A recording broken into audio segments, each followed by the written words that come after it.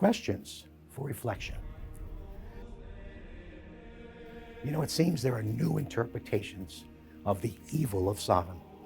There's a wholesale effort to separate this incident from the homosexual lust which it revealed. Where do we get the word sodomy from anyway?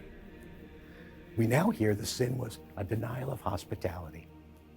It certainly was the denial of hospitality, but it was also a heinous act of attempted homosexual abuse.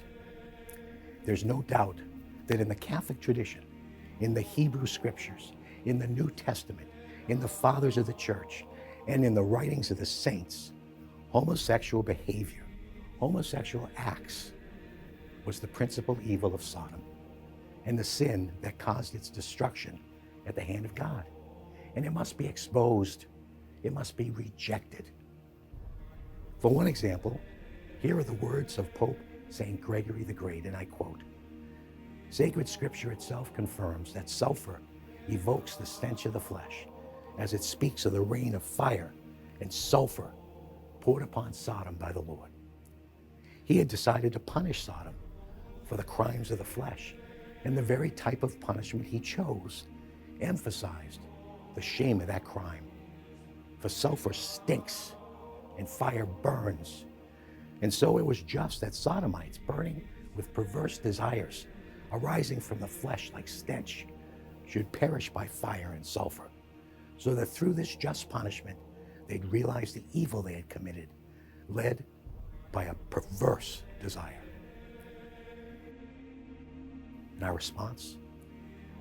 The psalmist leads us in the proper response to the Lord's call in our canticle today. "Probe me, Yahweh, examine me, test my heart and my mind in the fire. For your faithful love is before my eyes, and I live my life by your truth." Are we living our lives by the Lord's truth? Do we invite him to examine our lives daily? In the gospel appointed for today's Holy Mass, we have Matthew's account of Jesus sleeping in the boat in the midst of a violent storm, and the disciples succumb to fear.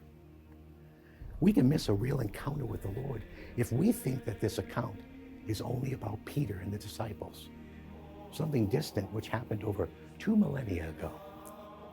The fact is, this story is meant for you and for me, for the here and now.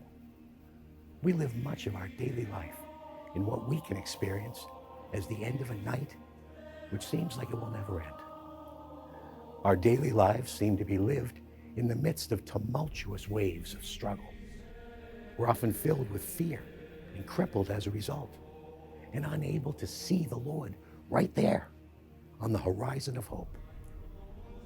This story shows us the way to overcome fear through faith.